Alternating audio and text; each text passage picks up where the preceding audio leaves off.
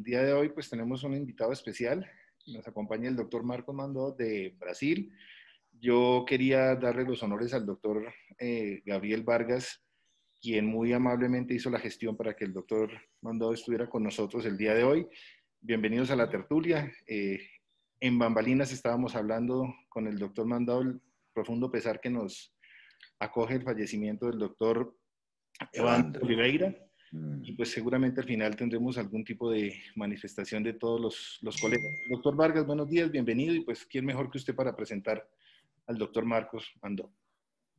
Bueno, el doctor Maldown es ya muy conocido en Colombia, ha estado en varios eventos en Colombia y en realidad es para nosotros un honor, Marcos, que hayas dispuesto de tu tiempo para esta hora.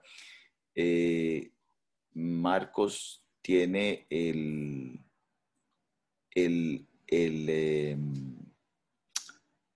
la gran carta de presentación ante todo, y fuera de haber estado muy interesado en el área de neurooncología, cuando terminó su residencia, viajó para el MD Anderson, estuvo allá como profesor visitante y en ese tiempo ya logró escribir algunos artículos que fueron de mucha importancia para la neurooncología y posteriormente, digamos que otro de sus buenas partes de liderazgo fue ser el presidente del capítulo de neurocirugía oncológica de la Federación Latinoamericana, y el día que entregaba su presidencia de la federación vino con la carta de presentación de haber creado la Sociedad de Neurooncología de Latinoamérica, SNOLA, que agrupa no solo neurocirujanos, sino neurooncólogos y radioterapeutas,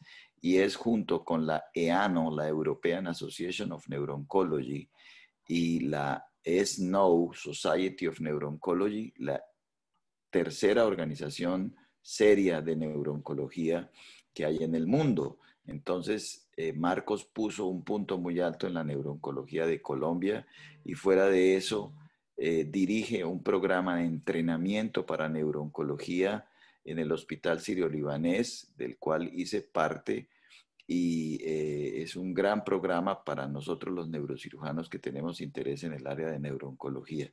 De manera que estamos ante una persona de completa dedicación al área de neurooncología en Latinoamérica, y hoy tenemos esta bonita charla sugerida por él que se llama Cirugía de gliomas y anatomía funcional.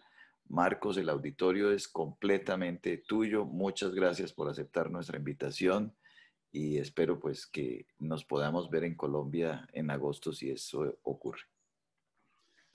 Buenos días, con mucho gusto que yo voy a compartilhar mi experiencia con gliomas con usted. Es un placer. Infelizmente hoy es un día muy triste para la neurocirugía. Yo voy a hablar en portuñol, entonces por favor, si no me comprendes, me digan que yo hablo un chiquito más tranquilo.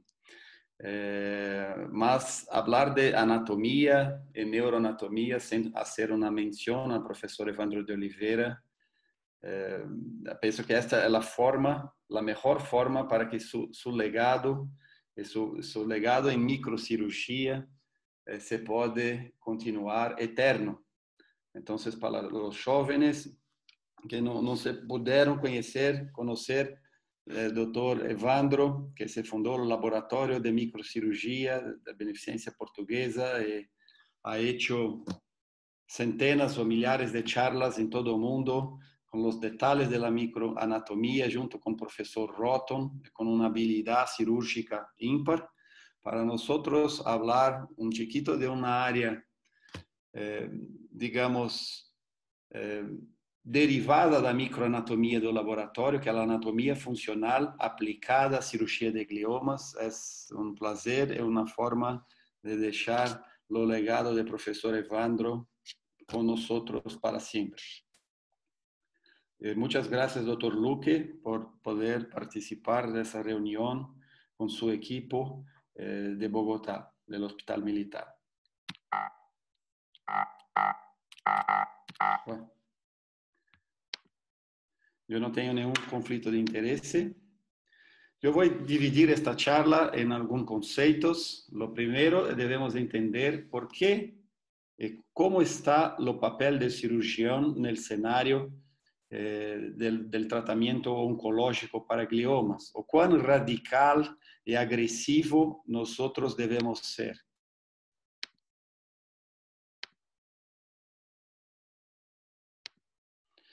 Entonces, cuando nosotros hablamos de un glioma de bajo grado, sabemos que son tumores agresivos, son una forma de cáncer que se crece, que invade estructuras adyacentes, que no respeta límites anatómicos, que progride para gliomas de alto grado y que infelizmente también son fatales. Entonces, por muchos años nosotros trabajamos con, es un bajo grado, no vamos a hacer nada, vamos a hacer una biopsia, y vamos a acompañar a estos pacientes, mas sabemos que es una historia natural no mucho boa.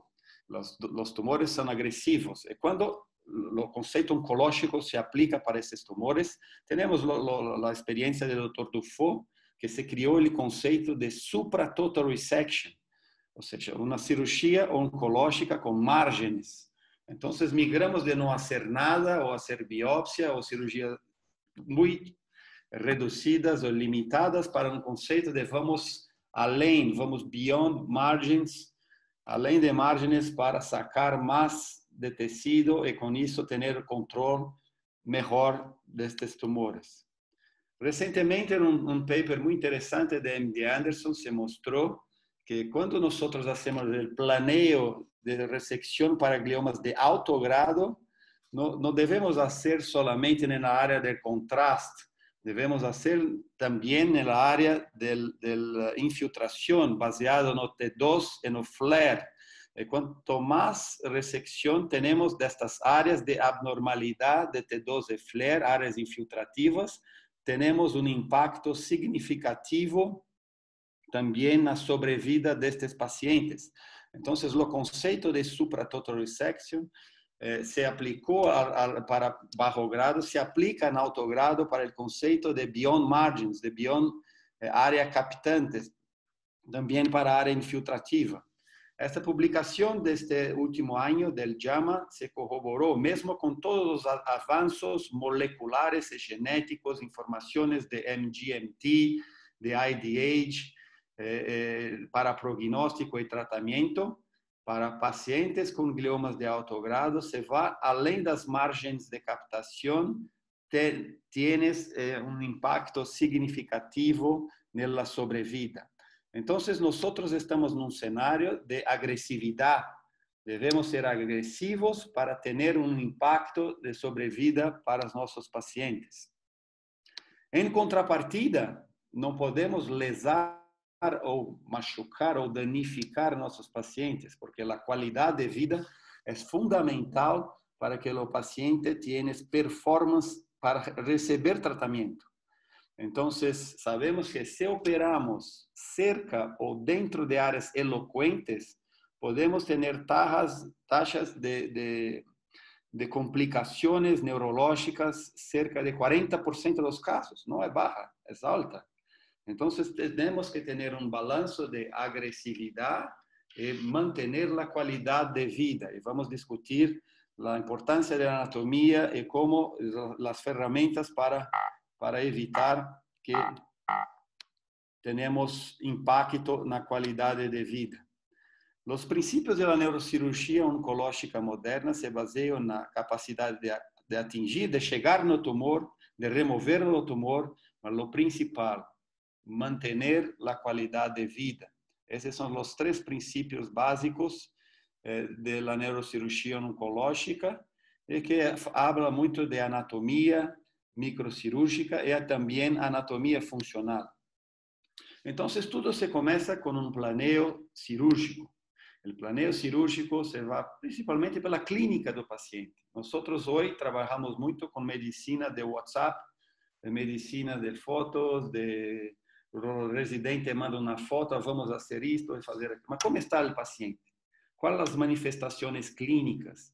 tienes problemas para hablar, tienes problemas para mover, tienes dificuldades cognitivas. Entonces, hacer una avaliación clínica es fundamental. Y con eso tenemos informaciones importantes de eventual proximidad de la lesión o la infiltración de la lesión con áreas elocuentes fundamentales, corticales o subcorticales.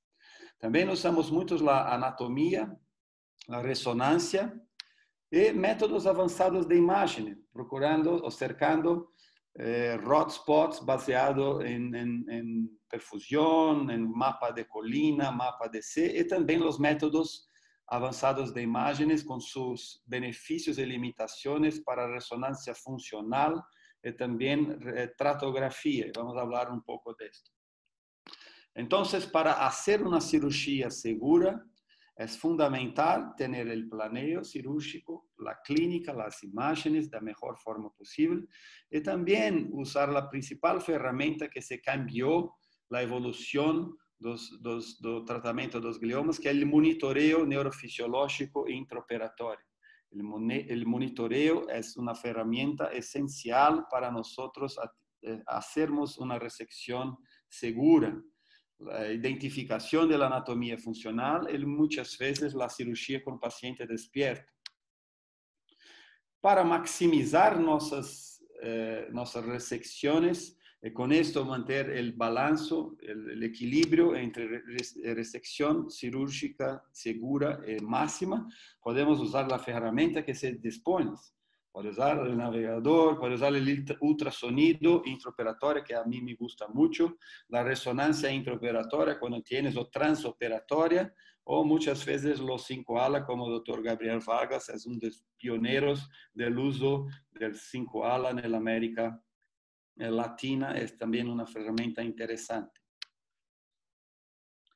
Cuando hablamos de avaliación preoperatoria, da parte de imágenes, temos, do ponto de vista oncológico, 3 métodos avanzados que são interessantes. La perfusión, se tienes un RCBV maior que 1.75, se indica una agresividad.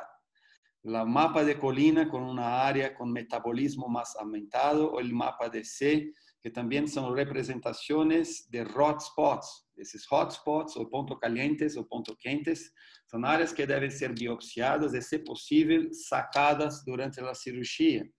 Entonces, esta es la área que debe hacer toda la investigación molecular y genética, y también son la área de cambio o la área de progresión con mayor actividad oncogénica. Entonces, usamos esas herramientas para diagnóstico y también fundamental durante la resección para tener mejores resultados. Las herramientas para la técnica cirúrgica, como por ejemplo la tratografía, que vemos aquí a derecha, son muy buenas. Mira este tumor a derecha que estás... nosotros podemos identificar tranquilo pela anatomía cortical, el suco central, el suco postcentral, lo giro motor y el giro sensitivo.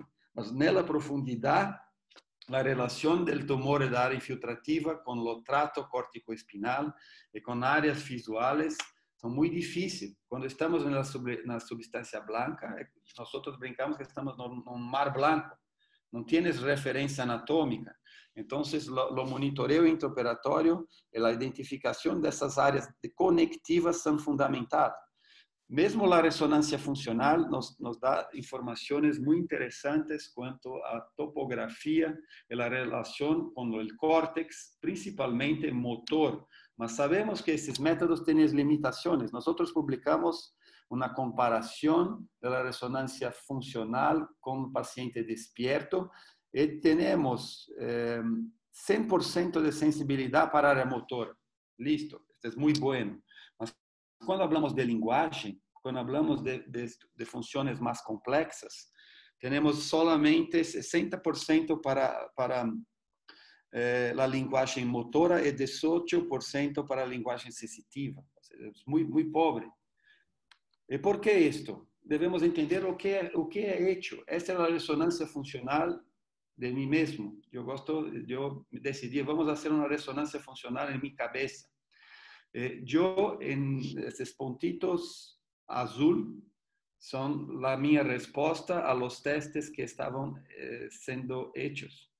Son testes interesantes, porque ¿qué debemos hacer? Contar de 1 até 10, qué figura es esta, y yo debía mirar en el espejo y ver la figura. Listo, esta es la minha linguagem. Esto es suficiente para lo que pasa en mi cabeza. Y yo pedí para mi neuroradiólogo que me mostrase una resonancia de un tumor cerebral. Porque esto es que es mi día a día, esto es mi cotidiano, yo trabajo con esto.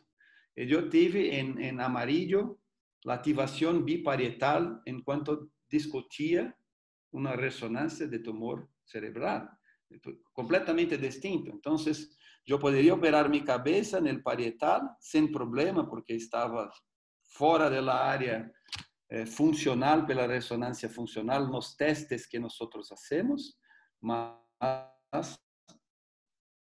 tal vez no postoperatorio no podría trabajar más, no podría ejercer las mismas funciones. Entonces, nosotros debemos saber que los métodos avanzados de imágenes también tienen limitaciones, como nosotros en nuestras cirugías. Entonces, equilibrar lo cuadro clínico con informaciones adicionales es fundamental.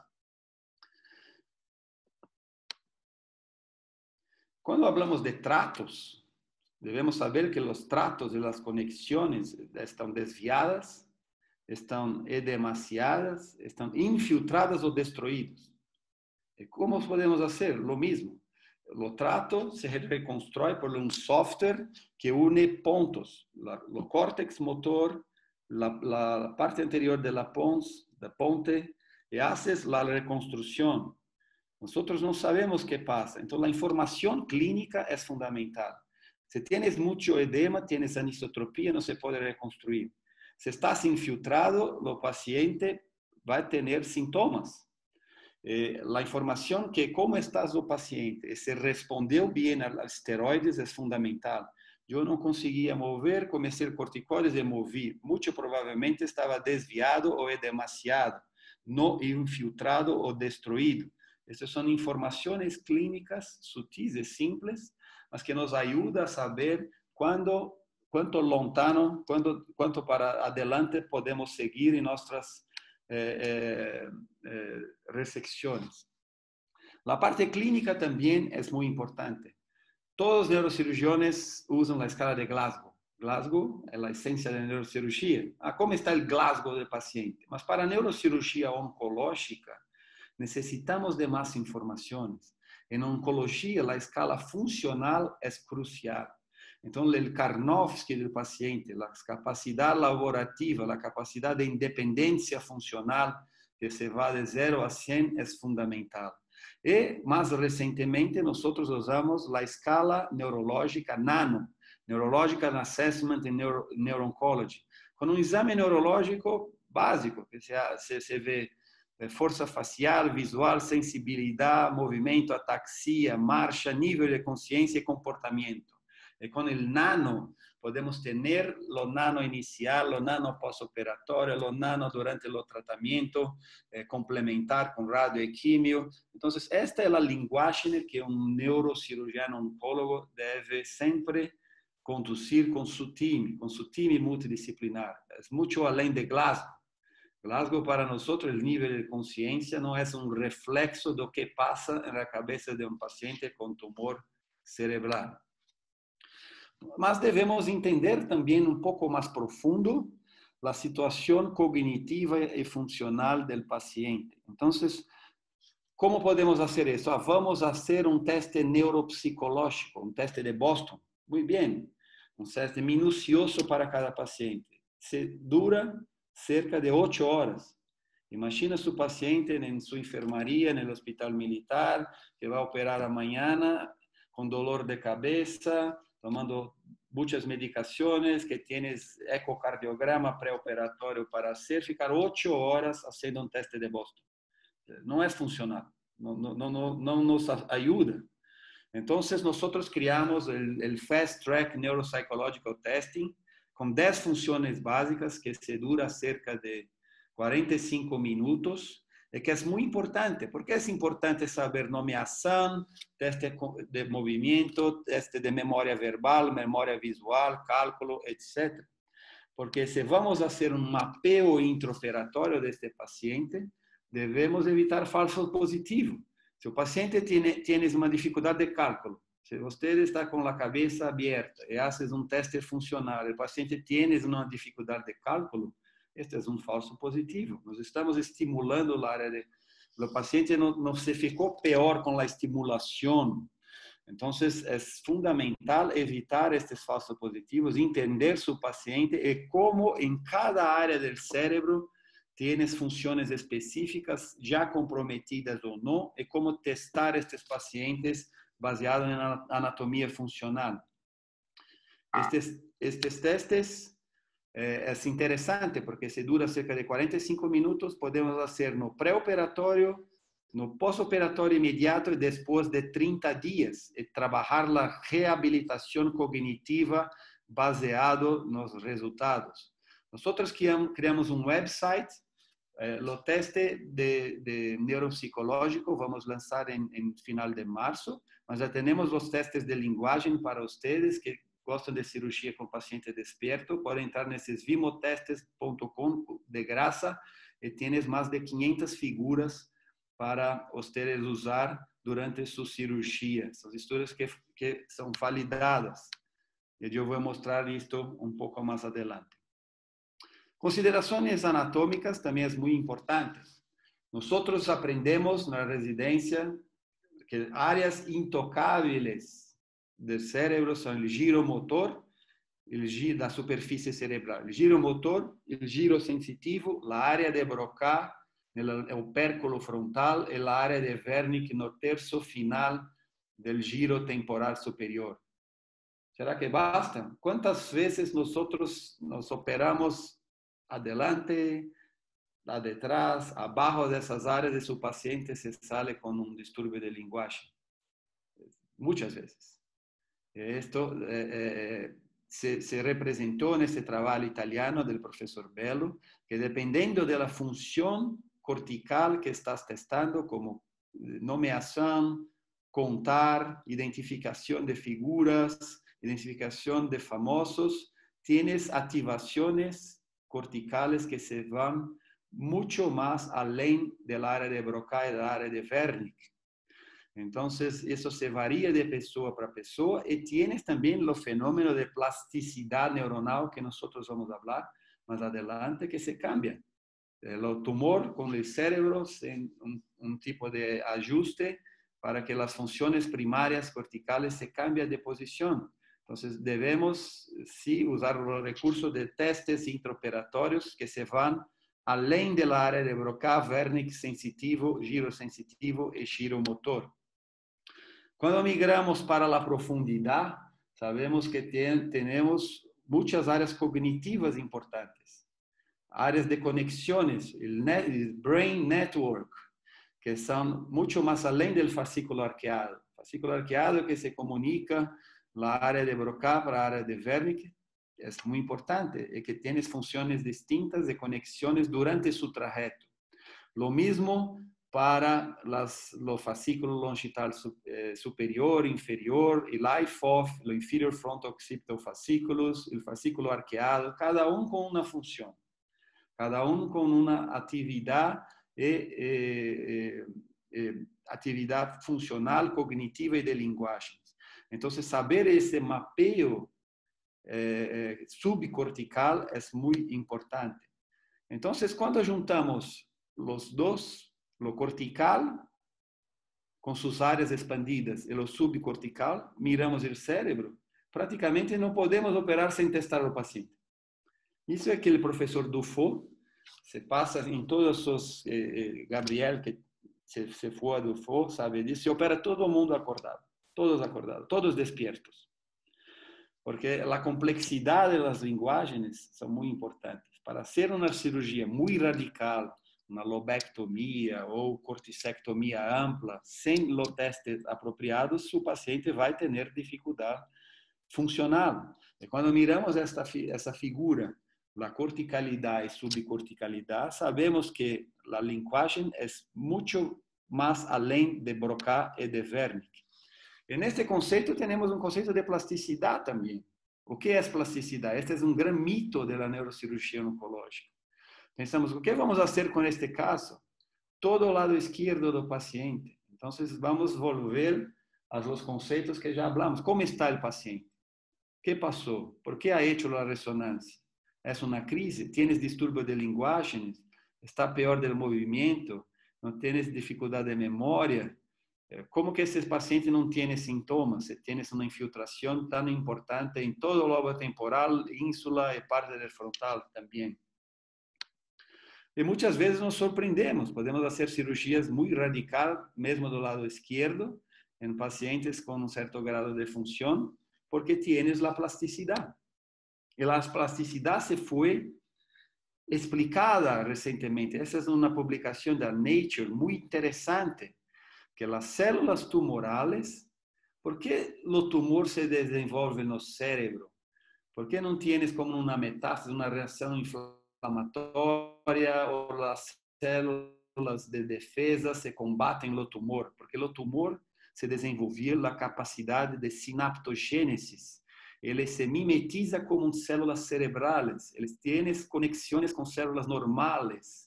E isto se explica esta atividade elétrica, porque a principal manifestação clínica de um glioma de baixo grado é crise convulsiva, porque é o mesmo mecanismo de epilepsia, com neurotransmissores glutamatérgicos e canais de potássio, e porque o conceito de plasticidade se cambia tanto. Você pode ter tumores imensos sem sintomas ou tumores pequenos, chicos, com muitos sintomas. A explicação é pela capacidade do tumor de desenvolver sinaptogênese com o cérebro normal. E isto se cambia na evolução da doença. Então, quando você diz, eu não trato pacientes de glioma de baixo grado, eu opero, se sobra doença, eu volvo depois de 6 meses ou 1 ano e opero de novo, porque se acredita que o remanescente tumoral se desenvolve adaptações eletrocorticais que permitem que áreas positivas funcionalmente vão se tornar negativas em um segundo momento. Esse é o conceito de plasticidade. A ferramenta mais importante para nós que trabalhamos com neurocirurgia oncológica, sem dúvida nenhuma, é o monitoreo intraoperatório. Mas é fundamental uma simbiose muito grande entre o cirurgiano e a equipe de monitoreo. Não se basta, eu quero monitoreo, estás operando e que passa, colega? Que passa com o paciente? Eu perdi o movimento da perna. Como eu perdi? Perdeu? Perdeu. Não tienes mais movimento. Então, não se basta constatar o que está sendo. Deve fazer um planeio em real time, contínuo, para evitar danos e evitar lesões. Então, a simbiose com a equipe, o que está sendo, como vão nascer em cada caso, é fundamental. Isto está muito bem documentado, que o monitoreio intraoperatório, a estimulação e o brain mapping torna a cirurgia mais radical e também melhora o outcome, melhora o prognóstico, porque os pacientes vão manter a qualidade de vida depois de sua cirurgia. Então, se consegue manter o equilíbrio de radicalidade e também efetividade segura para seus pacientes. Como fazer o monitoreio? Esta é a pergunta. Então, muito bem, como devemos fazer? Depende de sua expertise. Muitos colegas usam o estimulador bipolar, e eu respeito o estimulador de Hodgman. Devemos usar o grid para identificar a área motora, a área sensitiva e um registro contínuo. Eu, particularmente, sempre uso o estimulador monopolar, porque penso que a distribuição de corrente, como vemos na figura superior, é muito similar a como haces a resecção. Você, com um probe bipolar, não vai ser a resecção entre os dois probes, vai ser circunferencial ao redor do probe, com seu aspirador, vai se aspirando a lesão. Entonces usamos el probe monopolar como un disector, como un Penfield, para hacer un registro continuo. Vamos disecando tratos con el probe, o si tienes disponible lo propio aspirador, lo propio suction, como probe, lo probe suction. Entonces aspira y estimula al mismo tiempo el tumor.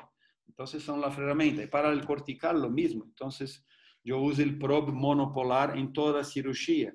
Más su experiencia con su equipo puede ser distinta, usar el bipolar. Nosotros publicamos nuestra experiencia con el probe monopolar con una frecuencia de 250-500 Hz de frecuencia. Es una técnica muy interesante porque puede controlar de mejor forma los tratos más cerca y también más profundos. Puede tener una previsibilidad de distancia. Si usted está trabajando con una corriente de 10 miliamperes, nosotros imaginamos que ese dispositivo tenemos 1 centímetro de profundidad de estímulo. Si estás usando 15 miliamperes, tienes 1.5. 20 miliamperes, 2 centímetros. Entonces podemos tener informaciones de cuán cerca estamos de tratos de lenguaje o tratos de movimiento, sensibilidad. Entonces para mí es muy tranquilo. Vamos más cerca, el límite que trabajamos es 7 miliamperes, o sea, 0.7 centímetros de distancia, que es la margen segura. Além disso, tienes un riesgo muy grande de su paciente salir con déficits. Puede trabajar, mas puede recuperar después, mas es difícil. Y digo eso también, cómo aplicar su probe. Cuando ustedes van al laboratorio del Evandro, laboratorio de Roton, a hacer disecciones de fibras blancas, es muy bonito hacer esto, es importante, mas en la vida real no tienes esta peça. No saben la diferencia de cómo hacer los tratos. Es una cosa, es un mar blanco. Entonces, saber la posición, los tratos y cómo hacer la disección con el probe también es importante. Un ejemplo, si está en la porción anterior del fascículo arqueado, yo no tengo mouse acá, mas que es arriba del corpo caloso, de anterior para posterior, debe hacer la disección do mesmo sentido do trato, anterior para posterior. Si haces no sentido perpendicular, la disección o la aspiración, se va a tallar, se va a cortar lo trato. Lo mismo, se está trabajando en la parte posterior del fascículo arqueado. Tienes la dirección superior e inferior. Si haces na transversal, se corta el trato. Entonces, la forma que se usa el probe también es muy importante.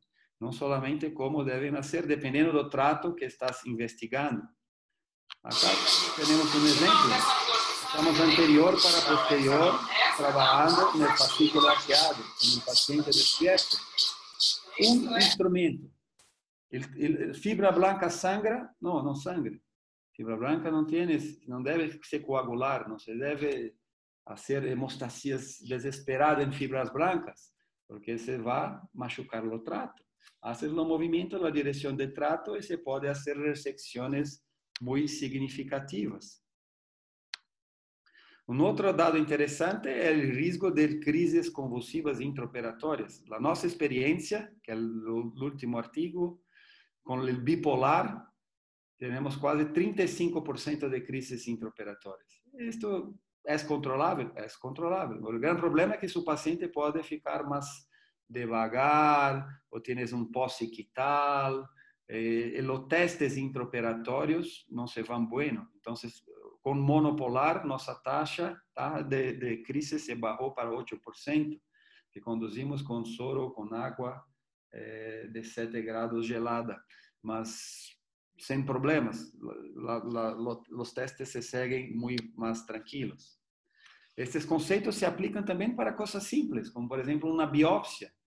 A mí me gusta mucho la biopsia neuronavegada, mucho más do que los tradicional guía estereotáxica, porque consigo mirar dónde estamos, la profundidad, y testar la caneta de estimulación con el probe.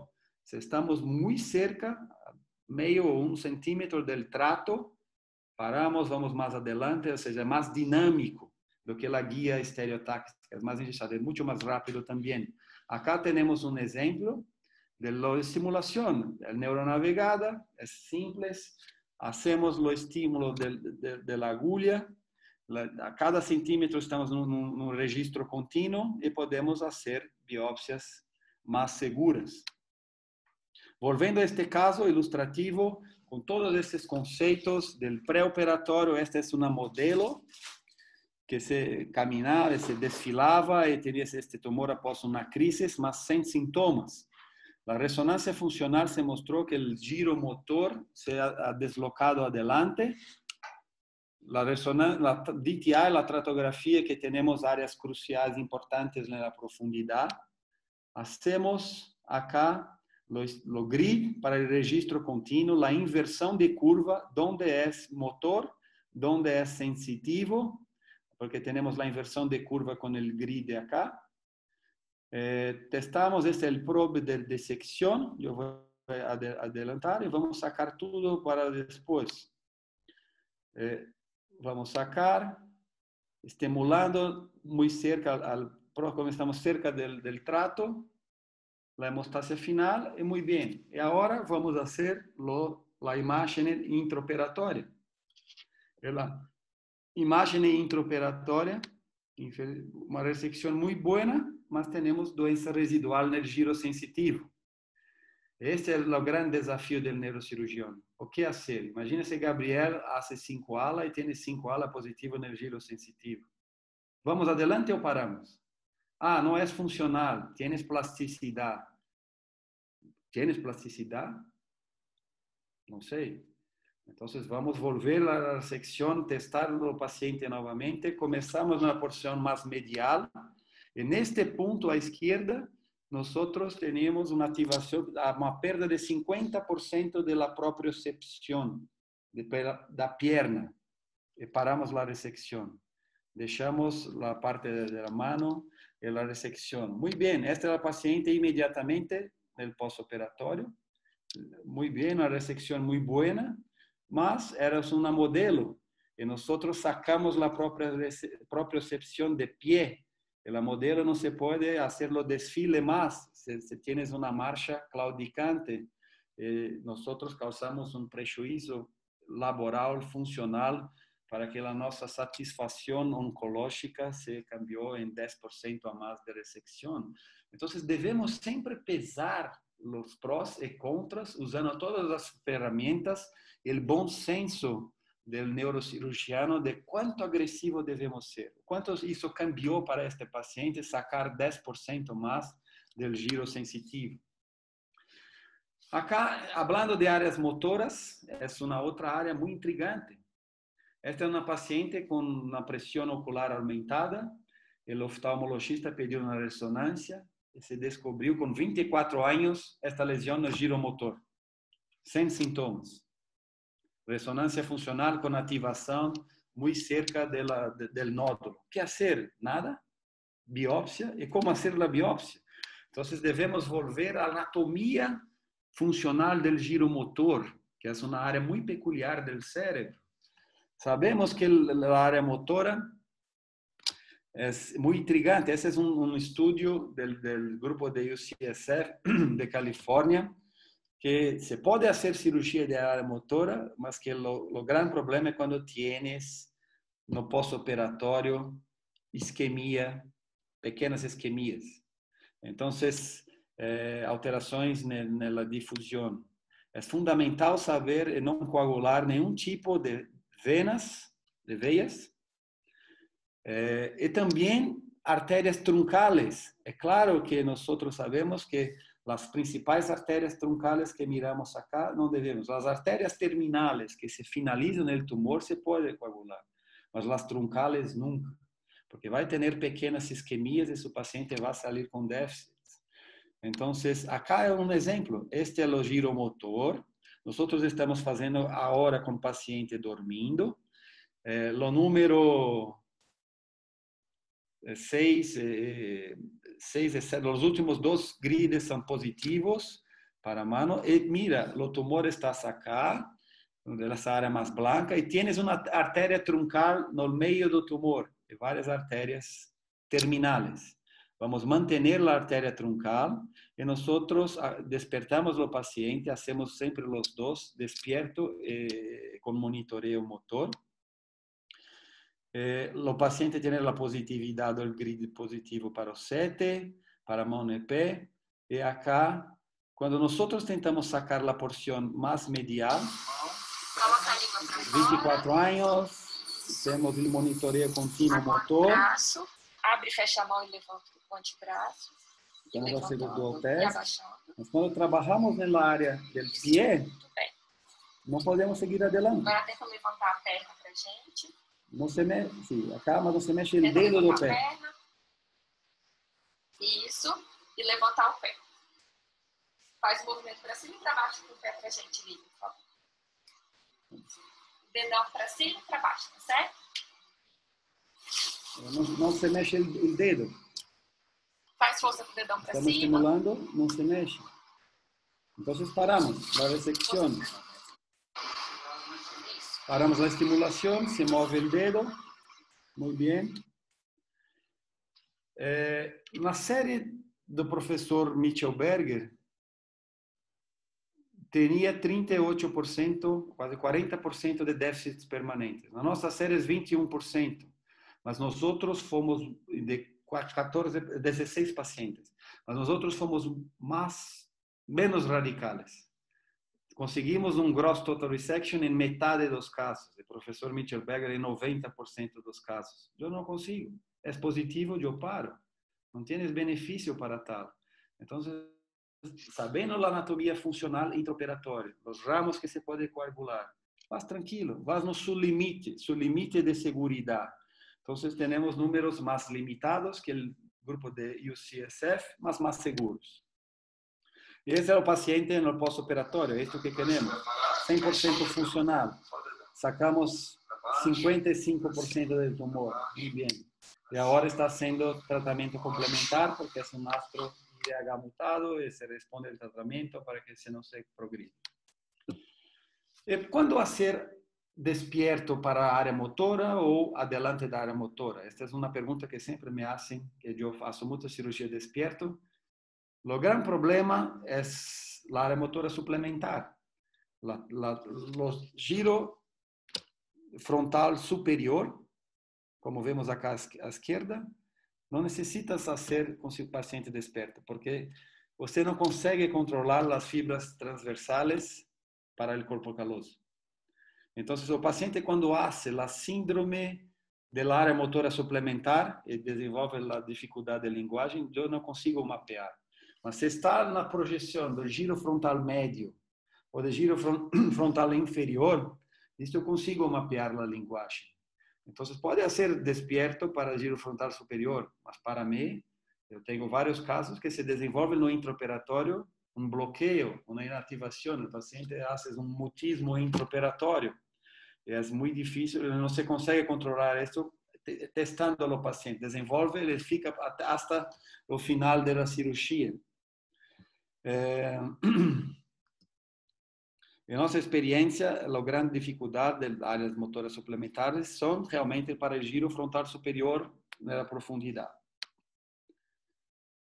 Mas a clínica é importante. Então, se o paciente com uma lesão de giro frontal superior tem algum grado de dificuldade de linguagem pré-operatória, nós hacemos despierto. E testamos as funções principalmente pela ativação da substância branca periventricular.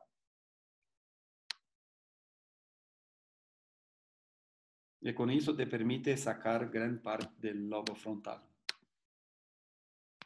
Hablando de cirurgia com paciente despierto, que é algo que me gusta muito, eu tenho bastante experiência. No começo, nós trabalhamos com isto, jogo de memória de meu filho, algumas palavras para ler e a máscara laringe. Mas como a minha ressonância funcional, com certeza não é suficiente. Se eu vou testar la cabeza del Dr. Vargas. Sé que tienes informaciones en una complejidad de conocimiento y lenguaje muy grande. Para habilidad de fútbol, no, es terrible. Mas para no consigo testar porque no tienes nada, es oco. Mas para la neurocirugía, conocimientos neurocirúrgicos y de lenguaje, de complejidades, una cabeza brillante.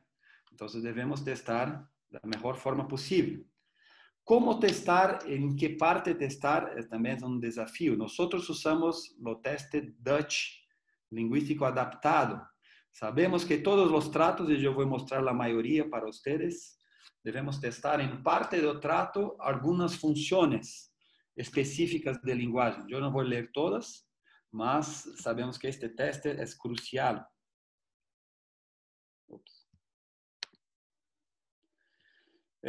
Acá es un ejemplo, que las conexiones son muy amplias y que se cambia las funciones dependiendo del trayecto, porque tienes ramos para la área motora, para la sensitiva, como Gershwin, para las porciones parietales, y así por diante.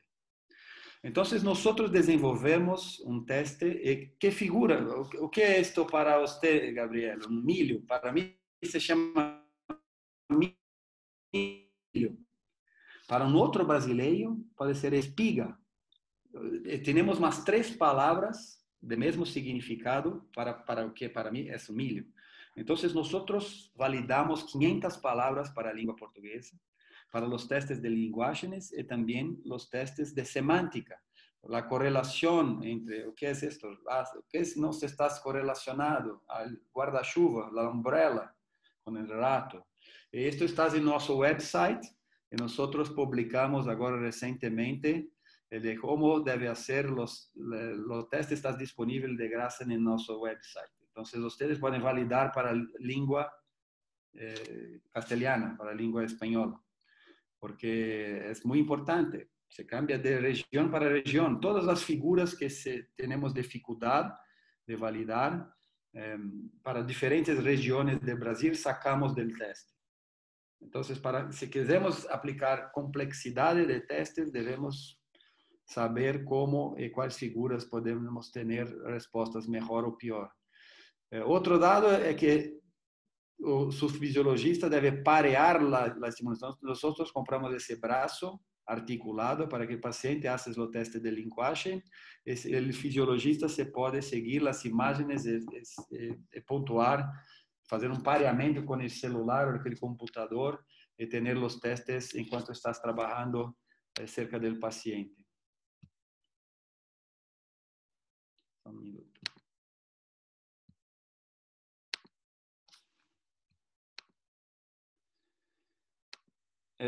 Un otro punto es que, além dos testes que nosotros mencionamos, debemos respetar la individualidad de cada uno.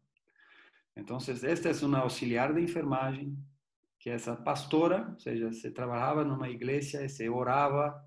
Y después de una biopsia que nosotros miramos acá en el canto, un puntito de biopsia que ha hecho con un glioma de bajo grado, no se podría orar más, no se podría trabajar por 4 meses, después volver a trabajar en la iglesia. Entonces, ¿cómo testar a este paciente de la mejor forma? Debemos entender las estructuras y la activación de cada área, en este caso el fascículo longitudinal inferior. Debemos testar la lectura, las activaciones descritas, descrever actividades. En este caso, nada mejor. También la relación con la EFOF, denominación, teste semántico en la porción más anterior, teste de lectura y también memoria verbal, porque estás muy cerca del teclado. Vamos a botar el paciente para orar. Além dos testes... O nosso que cada dia nos veio hoje, perdoai as nossas ofensas, assim como... Así, ora para nosotros no hacermos ningún tipo de tragedia durante la cirugía y para que podamos testar de la forma más distinta posible. Con eso sacamos toda la lesión. Aquí un otro ejemplo. La área motora suplementaria está delante del área motora, del giro frontal medio. ¿Qué pasó con el paciente? Es un músico y después tiene una crisis convulsiva con afasia y dificultad de coordinación. Entonces vamos a entender qué pasa en la porción inferior, el arqueado, la parte media, praxia, movimiento, dificultad de ejercer, que es la porción que está muy próxima del área de Geschwin, anterior al área de Geschwin. No solamente en área de memoria verbal, otras funciones. Entonces, saber la anatomía funcional de cada porción del trato es fundamental. Como acá. En este caso, testamos.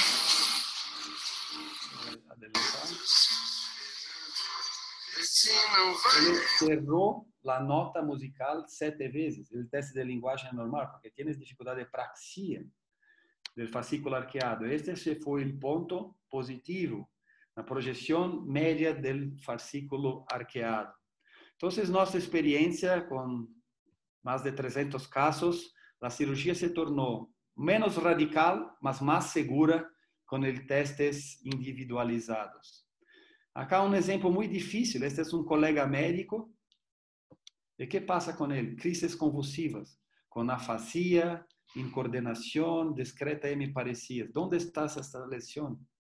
Parte en giro motor, parte en giro sensitivo, parte en giro supramarginal. Es un colega médico, un cirujano. Entonces, cuando nosotros vemos acá en verde la resonancia funcional, la proyección de arqueado, muy bien, mas la tratografía no se muestra los brazos motores sensitivos do arqueado. Y sabemos que la proyección de esas transiciones del arqueado para la área motora son áreas críticas. Como acá se fue positivo durante la cirugía, se comenzó con excitación, parafasia, praxia y paramos. Entonces, saber o que testar en cada uno de esos puntos, del giro angular, del giro supramarginal, entender la clínica del paciente, el fascículo arqueado, longitudinal superior, longitudinal, porción media, porción anterior del arqueado, más una vez lo arqueado, podemos sacar 50% dentro del giro sensitivo, el área supramarginal, mas no más que esto. El paciente se sale bien. Muy bien. Acá, después de 2 años, se volvió la lesión. ¿Y ahora? Más una vez, ¿cómo está el paciente? ¿Cuál es la clínica? ¿Se habla? ¿Tienes dificultad? Podemos testar nuevamente. Se vuelve a cirugía. Testamos y tenemos problemas en la grafía. Sabemos que la grafía del médico es terrible, por lo menos acá en Brasil. Ninguém consegue escrever adecuadamente, mas acá no se comprende nada. El test es positivo. Lo mismo para el lenguaje.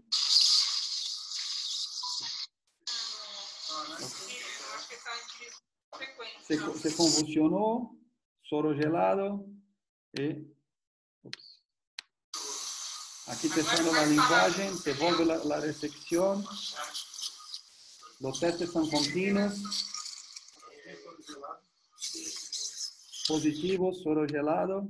Se saca la lesión. Ultrasonido se muestra que tienes área infiltrativa residual, mas se saca boa parte da lesión. Hablando de cómo maximizar las resecciones, como yo hablé, esta es una herramienta muy buena, porque es barata. Tienes en todo centro cirúrgico. No tienes brain shift. Ustedes deben hacer. Entonces, para mí es una principal herramienta intraoperatoria el ultrasonido. Te ayuda en la estratégia cirúrgica para una resección sucos a sucos, como en este caso. Entonces, una herramienta más. Tienes esa lesión en el lóbulo parietal superior para giro supramarginal. Acá testamos las funciones semánticas, funciones de cálculo, testes semánticos, correlaciones. Y los pacientes hacen la actividad de práctica, hace tricot, crochet durante la resección. Muy bien, sacamos. ¿Por qué usamos ultrasonido con una resección muy buena? ¿Por qué coloco esto? Siempre nosotros, cuando se termina la cirugía, hacemos una tomografía inmediata, independiente de hacer resonancia o no. Esto es la tomografía de vamos dormir tranquilos. Es más tranquilo para intensivista, es más tranquilo para todos. Se va para la unidad intensiva. Pasa en el tomógrafo, hace la tomografía y se va para la unidad intensiva. É muito tranquilo. No dia seguinte, você sai da UTI, da unidade intensiva. No segundo dia, haces a ressonância de controle em até 48 horas. Esse é o mecanismo neuro-oncológico de funcionamento. E depois de 3 dias, você vai para casa. Outra ferramenta muito boa é o 5-ala. Eu não tenho experiência muito grande, he hecho 2 casos, mas Gabriel tem muito mais. E isto é os brinquedos que todo neurocirurgião queria ter em sua garagem. A Ferrari do neurocirurgião, a Brain Suite. O problema é que, como a Ferrari, nós não podemos ter porque é muito caro, certo? Então, devemos achar uma solução. Esta é a Brain Suite do MD Anderson, com todos os equipamentos integrados, a sala, etc. A solução que nós temos em nosso hospital é na sala Nexa. Então, tienes um aparelho de ressonância, na Next Door, e hace 500 exámenes para pacientes internados externos e se para por 40 minutos para hacer para nosso paciente e se volve a hacer exames. Então, se paga o investimento, não para hacer 5 ressonâncias intraoperatórias por ano. Mas este é um conceito. Como o Dr. Ramina se publicou, e eu, muito surpreso, vi em vários lugares do mundo, quando eu hablo de ressonância intraoperatória, que o transoperatório é um conceito. Você pode terminar sua cirurgia, desce o paciente, faz a ressonância, tienes resíduos, vamos volver, ou vamos volver amanhã, ou vamos volver depois de amanhã. É o mesmo, é um conceito, que tienes uma logística muito mais complexa, para salas, custeio de uma nova cirurgia, etc., mas funciona muito bem.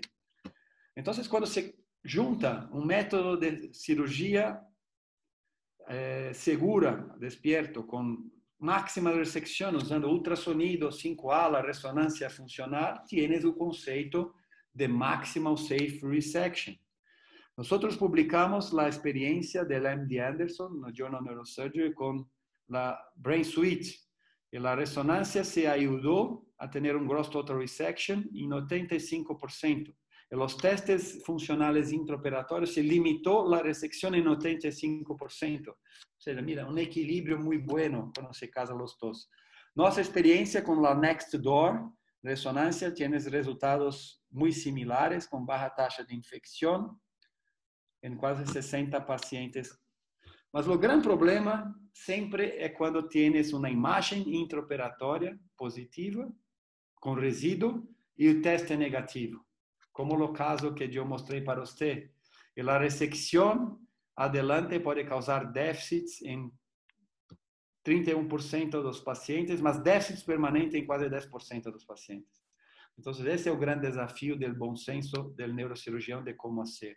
Então, tumores de ínsula ou frontoinsular, como este infiltrativo, paciente com pouco sintoma, crise única, testamos, hacemos a ressonância intraoperatória, tienes um resíduo posterior na ínsula, se volve muito cerca de um hotspot, uma perfusão um pouquinho caliente, se volve a ressecção, paciente despierto, se esqueletiza a cerebral média, se saca o tumor sem cambios, mesmo sacando o opérculo e sacando a ínsula, devido à plasticidade. Acá outro caso ilustrativo. Por que ser acordado? É a direita. O paciente ha hecho uma cirurgia e tienes um problema. Trabalhava com TI, computador, programador de computador. Depois da cirurgia com o colega, não se conseguia mais programar, porque tienes uma apraxia funcional de Gershwin. Então, nós hacemos com ele a forma de testar a apraxia é que se concluía o tubo mágico em 3 minutos, se pode concluir em 3 minutos, nos ensinou. Podemos testar a área parietal, sacar com inclusive maximal safe resection, tiramos margens, esqueletizamos os giros sensitivos e sacamos da melhor forma possível. A frustração é que eu só consigo um lado do cubo mágico até hoje, nunca consegui mais de um lado, meu filho já consegue 2, o paciente em 3 minutos se faz todo o cubo mágico, mas cada um tem sua função e suas habilidades. Acá um caso muito interessante é um enólogo, um especialista em vinho, que tinha esta lesão em 2015, yo operé con él despierto, sacamos parte de la lesión, es canhoto, la mão sinistra, se trabaja con la mão sinistra, tiene algún grado de lenguaje, el left-handed, es un sommelier, se volvió la lesión, se creció con 2 hotspots, un hotspot na região parahipocampal ou hipocampal, e um outro hotspot no giro reto. Giro reto é onde se começa a ir lá IFOF. Para el sommelier, devemos fazer os testes específicos para IFOF na porção anterior e devemos também testar o paciente. Então, nós mostramos os vinos, rótulos de vinos, o paciente se testava e durante a cirurgia nosotros también fizemos una degustación de vino para el paciente, se testaba, el paciente se atestaba, todos los testes, el tipo de uva, otros déficits también. Acá, cuando trabajamos con los testes continuos, tienes hesitación de la IFOF. Errou o teste semântico e nós paramos a ressecção e sacamos o hotspot, mas não a ressecção completa. Acá um caso muito difícil. Um paciente com crises convulsivas, crises de sensibilidade, com uma lesão calcificada talâmica, à direita. Então, fazemos um acesso tubular, como mostramos acá, a melhor via, com menor possibilidade de déficits para esse paciente, nós acreditamos que era uma via lateral para o tumor, evitando os tratos principais. Mas muitas vezes descobrimos algo distintos, funções de tálamo que eu não conhecia, como este paciente acá. Você vai à direita, estávamos testando. Coração embaixo, vermelho. Muito bom. Um só? Muito bom. Testando. A palavra bola à esquerda, embaixo, duas. Duas bolas. O paciente se desenvolvia diplopia. Deixa na mão, tá, Fred? Esquece não, tá? E agora? Diplopia. Estamos no tálamo. Porque temos conexões na parte central e posterior do tálamo com o movimento ocular, com o mesmo encéfalo. Conexões descritas por Tanaka. Na minha limitação, eu não conhecia estas conexões. Mas vimos que o paciente se desenvolveu na diplopia e se cambiamos o acesso para sacar a lesão e preservar esta parte talâmica sem a diplopia. Então, hacemos o acesso tubular e sacamos a lesão. Estamos só terminando, acho que este é o último caso. Uma lesão cística frontal esquerda, numa senhora, que temos, o paciente está bem, tem uma crise convulsiva, uma discreta afasia. Que áreas críticas temos acá? Se pensamos do ponto de vista anatômico, o giro frontal médio, o giro frontal inferior, o fascículo arqueado, o uncinado, o LIFOF, inferior frontal occipital fascículos, e a ativação da substância branca periventricular. Várias áreas, numa lesão cística tranquila, se vai e se trabalha. Quando partimos para a anatomia clássica, vimos o vale silviano, la pars orbital, la pars triangular, la pars opercular, el giro frontal medio, el giro frontal superior, uma área que se cambia um chiquito. Então, se você não se pode testar o paciente, estás em um hospital público, não tienes monitoreio, o que deve fazer? Saca o giro frontal superior, que tienes esta área de cambio, e se esvazia o cisto. Muito bem, uma cirurgia segura.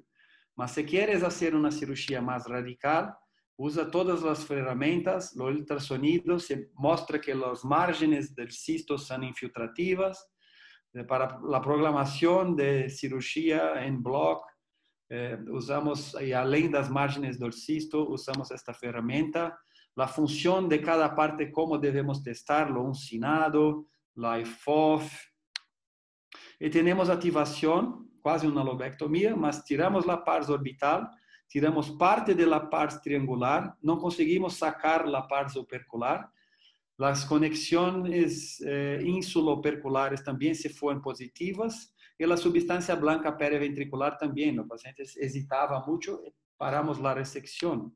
Este é o pós-operatório, uma cirurgia radical do lado esquerdo, mas o paciente muy bien. Entonces, para finalizar, es fundamental entender la clínica do paciente, identificar áreas que estão sob risco e, com isso, construir sua estratégia cirúrgica. Anatomia cortical e subcortical é mandatória, mas a anatomia funcional é mais mandatória. Deve saber como testar e onde testar e como ir adelante. Entender as áreas eloquentes e usar todas as ferramentas que tienes. Se não tienes, vai mais limitado. Você desenvolve, usa o ultrassonido, conversa com sua equipe de monitoreio intraoperatório, que é fundamental, a principal ferramenta. Como vamos fazer o teste? O que estamos testando? Como devemos testar?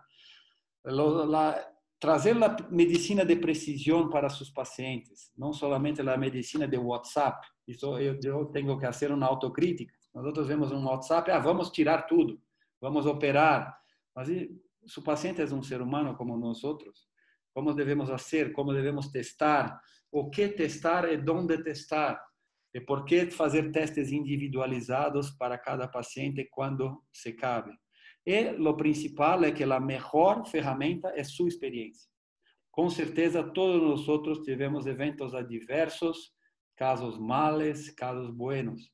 Mas os que ficam são os casos males. Os casos males sugam 2, 3 dias ou semanas de sua vida, que você se sofre. Poxa, causei isto neste paciente.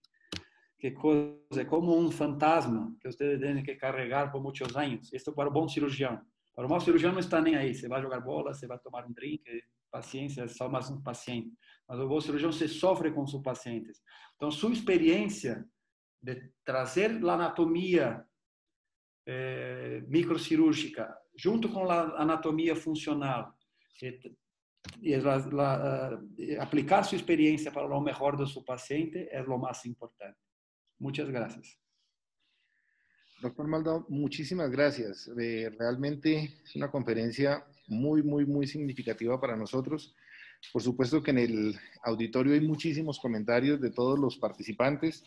Yo simplemente le digo que esto es fascinante. Nosotros, disculpen algunos de los colegas el término que uso, pero nos creíamos con licencia para lesionar, porque con la justificación de resecar un tumor no importaba en algunas ocasiones el resultado final del paciente, pero esto definitivamente es lo que marca la diferencia entre un centro hospitalario y entre la atención de una persona que dedica todo su tiempo pues, a este tipo de cirugías. Admirador de su trabajo, doctor Maldonado, y voy a darle la palabra al auditorio, que sé que hay muchas intervenciones, doctor. Perdón.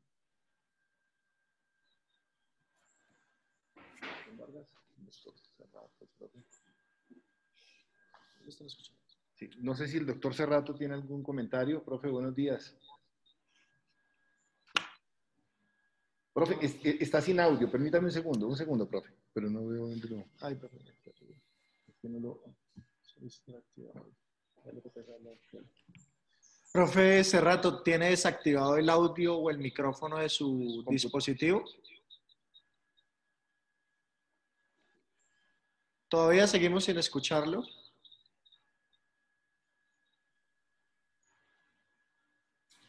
Profe, no tengo audio, profe. O que pode hacer, pode escrever... Activar el micrófono, que active el micrófono o puede escribir por el chat. No se le escucha. Es que no se le escucha, profe. Si quiere activar el micrófono.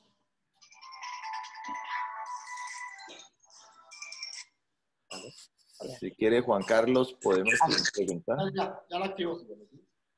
¿Ya? ¿Se escucha? Sí. Sí, por ese rato ya se escucha. Bueno, muchas gracias por la oportunidad. De verdad, muchísimas gracias al doctor por su excelente presentación.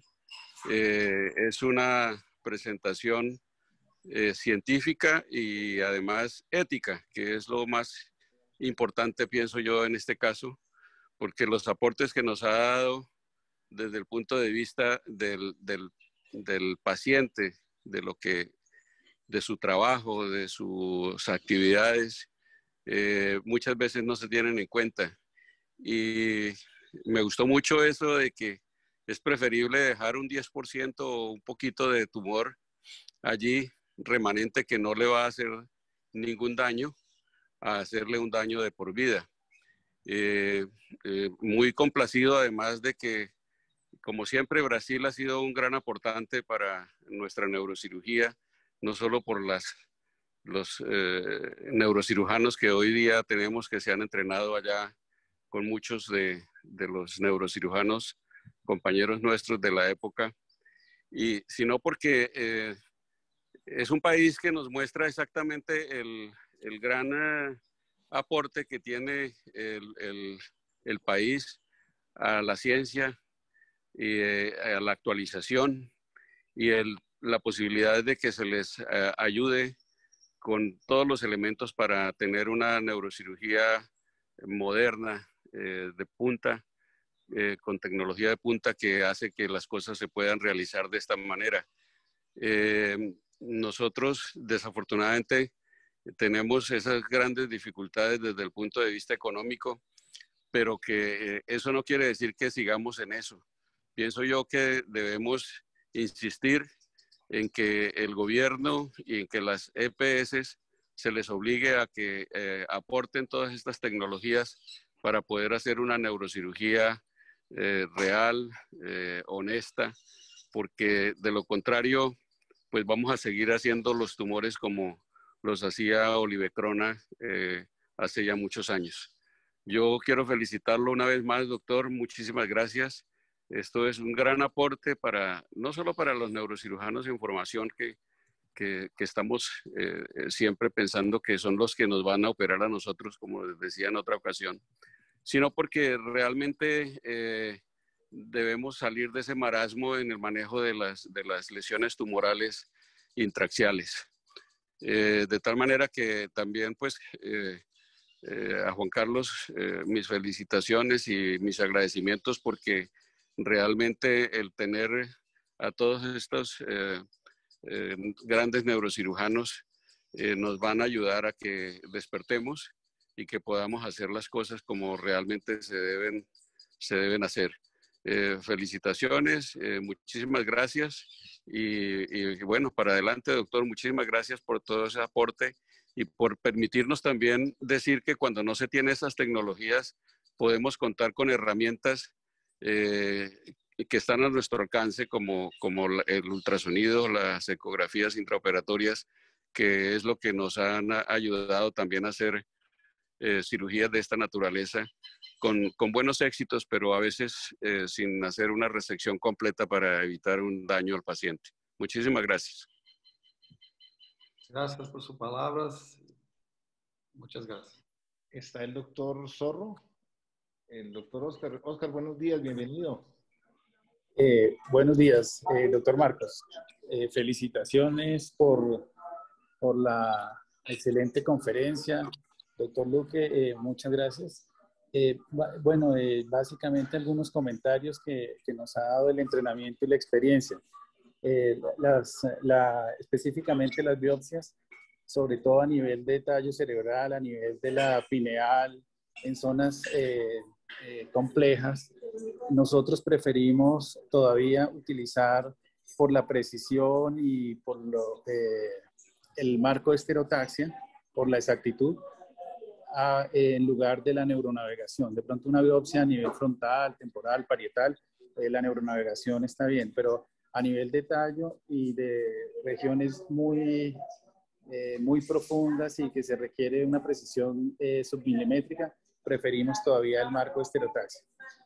Cuando llegamos, operamos muchísimos pacientes despiertos, pero ahorita hemos ido mudando y los pacientes que necesitamos básicamente área motora, preferimos operarlos con anestesia general.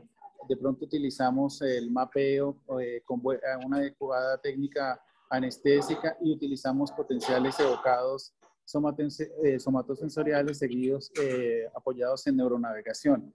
Entonces, esto nos ha dado Voy a hacer un comentario que habló es muy importante.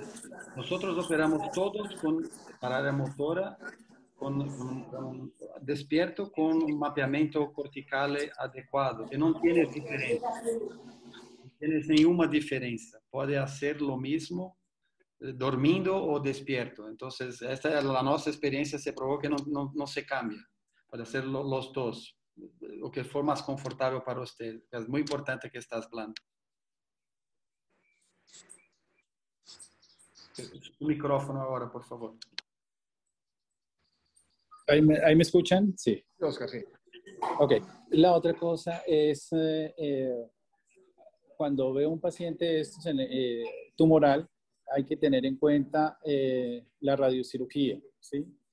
Por ejemplo, he visto en las charlas lesiones talámicas como las que el doctor Marcos mostró de 2 centímetros y que probablemente sea una metástasis. Yo digo, bueno, vale la pena hacerle todo eso si tenemos herramientas como la radiocirugía. Ese es el cuestionamiento. O cuando estoy en una junta médica y oncológica, si hay una lesión metastásica de 1 centímetro, 2 centímetros en área motora o área del lenguaje, yo digo, bueno, yo prefiero hacer radiocirugía y no hacer todo eso cuando existen otro tipo de herramientas, ¿sí? Y la última cosa para terminar es la experiencia que hemos tenido en el área de epilepsia, ¿sí? En el área de epilepsia es que las displasias corticales y todas estas malformaciones se comportan de manera, no es exacto a los tumores, ¿sí? Lo que hemos visto, por ejemplo, en niños, no se puede operar pacientes despiertos de displasias corticales, es que el área del lenguaje muda de la displasia, ¿sí? No, o sea, tenemos un poco más, tenemos que ser más agresivos si queremos dejar el niño libre de crisis, ¿sí? Porque así nosotros le dejemos un 10-20%, por ejemplo, de displasia cortical, probablemente el niño continúe con epilepsia. Básicamente esos eran los comentarios. Hace 20 años cuando nos estábamos formando, la junta era cirugía o cirugía. Ahorita hay muchas opciones, hay desde la forma de hacer una biopsia, hay estereotaxia, hay neuronavegación, hay radiocirugía, hay radioterapia fraccionada, hay paciente despierto, hay paciente mapeado con anestesia general. Muchas gracias y nuevamente felicitaciones, doctor. Yo quiero dar la palabra al doctor Vargas. Bueno, doctor Juan Carlos, sé que ya estamos muy, muy lejos ya de tiempo, como siempre pasa en su tertulia, la tertulia siempre se alarga. ¿No? Y los que nos gusta este tema, pues alargamos mucho siempre. Marcos, el doctor Cerrato que te habló inicialmente es el jefe mayor aquí de neurocirugía del Hospital Militar, un cirujano con gran experiencia y digamos que todavía un hombre activo y de mucha capacidad de análisis, conocedor de muchos de los colegas antiguos y por supuesto de Evandro y de todo eso, que todos estamos en ese sentimiento. Creo que es importante resaltar de tu charla, Marcos, que cuando hoy hablamos de anatomía, para los residentes, y es un reto importante, analizar en cada tumor cuáles son los tractos que están incluidos o en relación con la lesión. Creo que uno de los mensajes más importantes de la charla es esa planeación, que nombraste mucho esa palabra, que uno debe hacer en cada tumor. No se trata solo de ir y sacar un tumor a lo que más se pueda, sino previamente debo planear cuáles pueden ser los tractos, las áreas funcionales, esa anatomía funcional, definirla, tratar de pintarla, tratar de imaginarse dónde está. Cuando uno ve operar a Dufault, eso es lo que él tiene en su cerebro. Por eso puede hacer esas resecciones tan grandes, porque en su cabeza está: me voy a encontrar este tacto a tal distancia, me voy a encontrar con esto a tal distancia. Esa es la importancia de lo que hoy en día hacemos. Agradezco mucho, como dijo el doctor Cerrato, tu sinceridad en decir, yo no pude resecar en este tumor, sino 55%, y quería escuchar un comentario tuyo acerca de eso. Todos vemos, tú sacaste un número mágico y hace poco oí al doctor Quiñones. El impacto de la resección en un tumor es fuerte en sobrevida, digamos, si uno pasa más de 70% de la lesión. Cuando no puedo sacar el 70, sino el 60 o el 50, me debo sentir frustrado, debo más bien decir, porque uno casi que le dicen es igual que una biopsia, ¿no? Si sacó el 50%, hizo como una biopsia. ¿Qué tanto impacto podrá tener resecciones que no son del 75%, pero que obviamente contribuyen mucho a disminuir el volumen de masa? Esa pregunta, Marcos. Esses números mágicos que se criaram, primeiro no trabalho de Lacroix, do MD Anderson, de 98% para impacto para glioblastomas, depois do grupo de UCSF de 75%, que tienes impacto de sobrevida, são números mágicos. Quando tienes esse número, significa que se saca menos, pode ter impacto, mas não se impacta na estatística. Então, penso que o conceito é se saca o máximo que se pode com segurança. Se saca 40%, mas se parou porque sabe que se vai machucar ou vai danificar seu paciente. Para. Vá em seu limite funcional. Esta é a mensagem funcional, é a mensagem final. Vá o mais agressivo e seguro possível. Claro, sentimos frustrados por deixar doença. Este é um problema quando tienes ferramentas intraoperatórias. Haces ultrassonido, tienes mais tumor. Ai, meu Deus. Haces ressonância, pior, porque se desenha toda a doença residual. Os 5-ala, o mesmo. Estou muito cerca de tal, estou muito cerca de vou adelante ou paro. O que devo fazer? Vou trabalhar dentro do tumor ou devo parar? Para. Se pode testar e seguir adelante, se vai no seu limite. Não se pode, para. Porque o impacto que se vai causar é muito pequeno. Vou ganhar mais 1 mês de vida para um glioma de alto grado, 2 meses de vida. Mas a que preço? Hemiplégico? Afásico? E se sale com dano neurológico importante, a sobrevida se cala muito. Se cai muito, é um fator, tanto que quando se mira quais são os fatores prognósticos de glioblastoma multiforme. Karnofsky. ¿Por qué Karnofsky? Nosotros impactamos el Karnofsky. Si ustedes tienen un paciente con Karnofsky de 40%, o sea, mira, hemiplégico y afásico no postoperatorio, no tienes performance para tratamiento complementar. Se va a morrer. Entonces, ustedes no trouxeram nenhum benefício para su paciente. Entonces, este es un factor prognóstico importante. Trabajamos Karnofsky por esto. Su paciente tienes que tener un buen performance no pós-operatório. Ou vai ter problemas de tratamento e vai ter muitas outras complicações que todos os pacientes oncológicos graves têm. Tromboses, pneumonias, infecções, própria progressão de doença. Porque todo o conjunto de acolhimento do paciente, com atividade funcional, tudo isso faz com que o paciente se vá viver melhor e mais. Se não se pode fazer, estás acamado, no se va a vivir mucho, va a sufrir. Una última pregunta, Marcos. ¿Qué tanto estás usando tu resonancia hoy en día? Porque te oía hablando como más de ultrasonido que resonancia. ¿Usas la resonancia realmente? Sempre que posso operar no Sírio-Libanês, sempre. Quando opero em outros hospitais, ultrassonido. Então, por isso enfatizo o ultrassonido. Porque tienes em todo hospital. No Brasil, é lei que todo centro cirúrgico deve ter um ultrassonido, porque o anestesista, anestesiólogo, não se pode puncionar artéria e acesso central sem ultrassonido. Então, está lá o aparelho. Está nos centros cirúrgicos, eles não têm, pelo menos acá, é lei. Não pode ter um centro cirúrgico sem ultrassonido. Então, é a melhor ferramenta, penso, porque se está no hospital público, sem recursos, aprende e se trabalha com ultrassonido. Listo. Se tienes ressonância, 5-ala, usa toda a ferramenta, mas desenvolve sua experiência personal com ultrassonido. Isso é o mais importante. Sí, es muy interesante para usar y los residentes, doctor Luque, tenemos que impulsarlos a usar el ultrasonido a usar todas las herramientas que hay allá, porque que las tenemos disponibles, están en los hospitales y ultrasonido es una herramienta que se aprende con el uso.